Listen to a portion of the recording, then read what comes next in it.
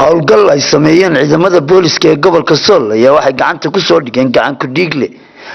ku dhiiglayaal saaka subaxnimadii hore ku dilay gudaha magaalada Laascaanood marxuum Bilaa Cabdullaahi Maxamed taliyaha qaybta booliska ee gobolka Sool gaashaanle dhexe Ibrahim Jaamacad iyo waliba gudoomiye ku-xigeenka gobolka Sool oo aan la kulanay iyagoo ku guda jira howlgallada ay ka soo qabteen gacan ku dhiiglayaasha ayaa nooga warbixiyay sida ay wax u dhaceen maanta magaalada waxaa ka dhacay shil dhimasho shilkaas oo ku dhintay Allah naxariistee marxuum Bilaa Sugulle Maxamed ninkaas uu geeriyooday waxaa uu ku baxay oo dilay ninka la yiraahdo gacan ku dhiigle Hurre Saciid Hurre Shire iyo ninka la yiraahdo oo la socday Axmed Hurre Shire labada nin oo walaala si wanaag arintaas waxaa si degdeg ah ula jaan qaaday oo ka howlgalay ciidanka booliska saldhigyada qaybta iyo burmadka waxay ku guuleysteen inay soo qabteen si dhaqso ah gacanta lagu soo dhigay waana la hayaa gacan ku dhiiglayaasha shalay habeen hore laba shil oo kala ka dhaco mid dhimasho keenado gabadh la yiraahdo marxuumad Aamina Cabdirasaaq Cabdillaahi oo isna uu dilay gacan ku dhiigle Ciise Darmaan oo saygeedii ahaan jiray waxaa ka dhacay shil kale oo isna gacan ahaado la odhan jiray ninka la yiraahdo nin madaxa wax kaga dhaceen oo isna dhaawac weyn uu gaaray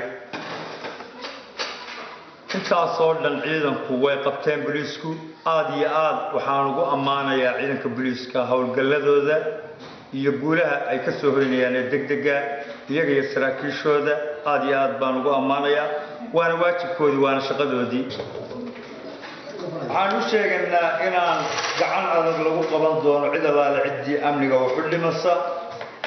hadday yihiin qabaa'il hadday yihiin odayaal hadday yihiin dhalinyaro ciddii wax ku soo gaadhaanna mas-uuliyadda iyada qaadanaysa waxaan u dirayaa dhammaan qoyskii iyo qaraabadii iyo ehelkii uu ka geeriyooday marxuum Bilaa Cabdi Sugulle oo maanta ku geeriyooday magaalada Laascaanood ciddii gacan ku dhiiglahayd falkaa geysatayna gacantaanu ku haynaa si amniga magaalada loo sugana waxaanu codsanaynaa in sharciga la mariyo laakiin nin qorisita habeenkii xaaraan buu ahaa oo amar baa ka baxay nin tuutasita uu qorisita inuusan magaalada soo geli karin bariiskuna uu ka howlgelayaa qoriga waa laga qaadayaa waa la xidhayaa waa la qabanayaa si amniga magaalada loo sugana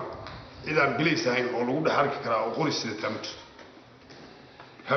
hadiya habeentoona aad baan ugu mahadcelinayaa taliyayaasha booliiska aad baan ugu mahadcelinayaa ciidanka booliiska oo dhan waxaan leeyahay halkaas sidaa degdega aad ugu jawaabaysaan mar walba wixii amniga wax yeelaya shacabka reer Laascaanood ama gobolka Soolna waxaan leeyahay ciddii wax ku soo jireen inay wax samayso fal samaysaay tanaa koortaada in lagu soo qabanayo booliisku degdeg ku soo qabanaya koortaada sharcigaana lagu marin doonaa waxaan ku talinaana xukuumadda iyo dawladdu bay yeelaysaa gudoomiye ku-xigeenka gobolka Sool mudane Cabdirashiid Xirsi Dalmar iyo waliba taliyaha qaybta ayaa kulan ballaaran kula qaatay xafiiska qaybta booliska gobolka Sool odayaasha dhinaca dhibanaha iyagoo kala hadlay sidii loo xoojin lahaa nabadgelyada maadaama gacan ku dhiiglihii gacanta lagu hayo kala gudoomiye ku-xigeenku ugu baaqay dhammaan ciidanka booliska cid kasta isku dayda inay qori ku dhaxmarto suuqa weynaha magaalada Laascaanood inay gacan bir la ku dhigaan maalmihii u dambeeyay waxaa magaalada Laascaanood ka socday howlgallo ballaaran oo hormuudka iyo ciidamada booliska kuwaasoo lagu ururinayo dadka iyagoo caadaystay inay hubka la dhaxmaraan gudaha magaalada shaariciyada magaalada Laascaanood oo Barkad Cumar Axmed warbaahinta qaranka Jamhuuriyadda Soomaaliland Laascaanood.